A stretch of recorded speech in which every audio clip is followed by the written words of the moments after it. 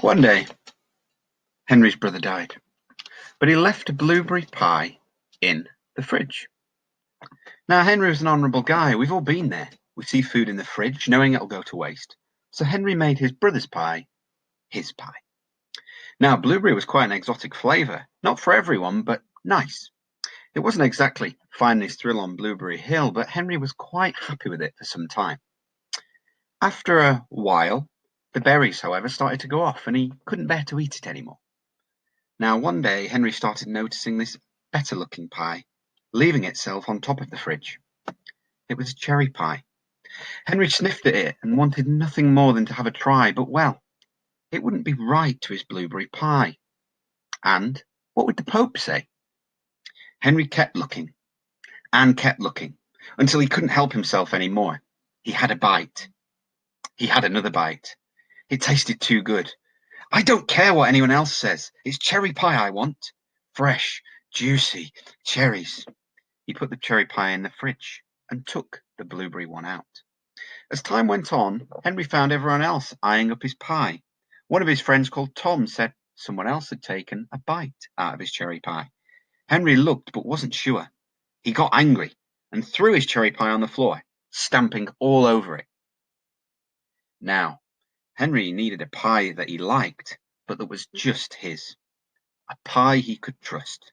He found it at the local bakery in the form of an apple pie. The apple gave his life stability and provided him with the hope of little apple pies. Henry was happy, but it didn't last. The apple pie started to go off and go bad until it was no longer edible. With tears in his eyes, Henry reluctantly buried his apple pie. Now, Tom, his friend, could see how lonely Henry was.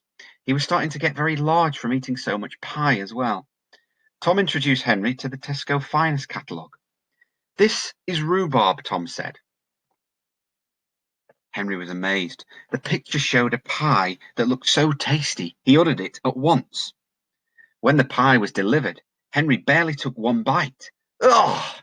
Rhubarb's disgusting! Take it away at once!"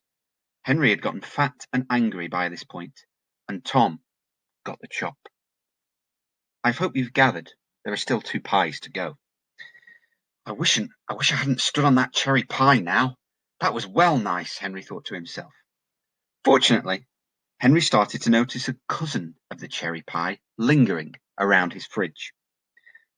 The summer fruits pie. Though out of shape, Henry feasted and feasted on the summer fruits pie. One day on opening the fridge, he saw the summer fruits pie had a huge bite taken out of it. Once again, Henry threw the pie on the floor and stamped all over it. Why can't I just find a pie I can trust? Enter pumpkin pie. Whilst Henry wasn't totally enamoured with pumpkin pie, he appreciated this pie could give him goodness and taste as he reached his later years, and he was able to grow old and die with a pie that was good for him.